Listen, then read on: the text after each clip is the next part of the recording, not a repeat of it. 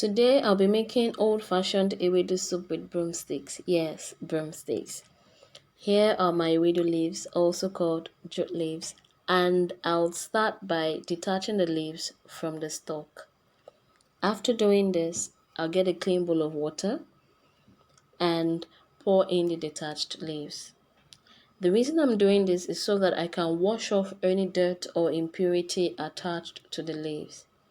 By the way, Ewedu soup is great for weight loss because it has really low calorie. The next step here would be to thinly slice the Ewedu leaves. The reason why I'm thinly slicing the leaves is I'm not using blender, so I have to get it as thin as possible so that it will be easy for me to mash it up with the broomsticks. Ewedu soup is also wonderful for pregnant women because it is very high in folic acid and iron, which is great for pregnant women. It also helps with relieving stress and building the immune system. Here are my ingredients.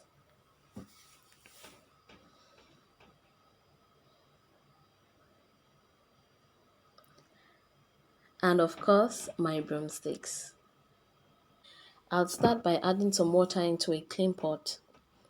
After doing this, I would add my potash, locally called cow, and allow the water to boil. The reason for this is hot water helps dissolve potash really fast. So the next step here is to add my locust beans. After adding my locust beans, I would add my thinly sliced jute leaves. After doing this, I would allow it boil for 10 minutes.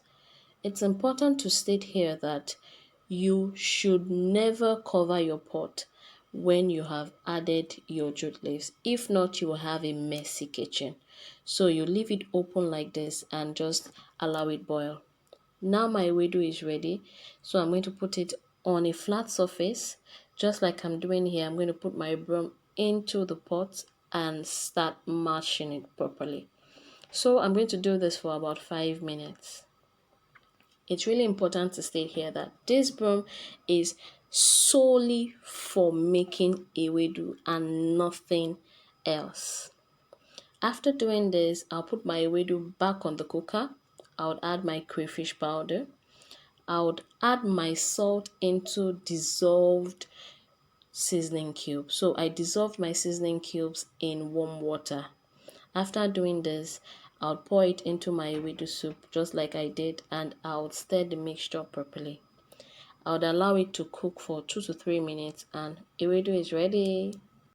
Thank you for watching. Don't forget to like, leave your comments, share and subscribe.